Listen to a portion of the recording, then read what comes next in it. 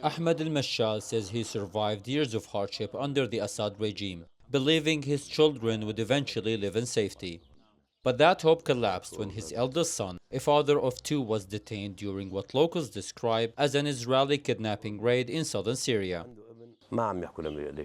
They didn't even tell us why they detained him. They are detaining everyone, including children and the elderly, in an arbitrary way. They never made anything clear. We spoke to the UN and other bodies, but we didn't receive any response. Israel has destroyed both the land and the people, and we are living in a fear under this reality.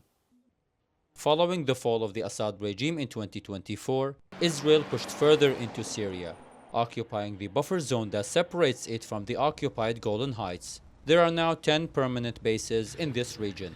Families here say the lack of information about those detained has deepened public anger, while criticism is also mounting over what locals describe as an ineffective international response.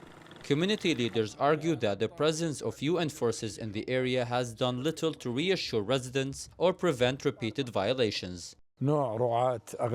Some shepherds are arrested and kept for a couple of hours or days, while others are detained for much longer.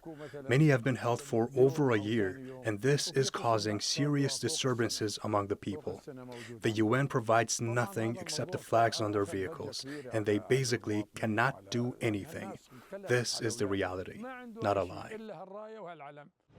People here are living in constant fear of incursions, of losing their lands, and most significantly, fear of being arbitrarily arrested by the Israeli army. According to their families, over 60 civilians have been arrested by the Israeli army for various charges since the fall of the Assad regime, a situation many view as further undermining the stability and security of Syria and its people. Damascus has repeatedly condemned Israeli operations in southern Syria, describing them as violations of Syrian sovereignty and international law. But for many families waiting for answers, statements are just words. We know that the families of those who were kidnapped are suffering, and from their perspective, there has been no response to their demands. But in reality, these cases involve many procedures within the UN, the Security Council, and even Syrian diplomacy.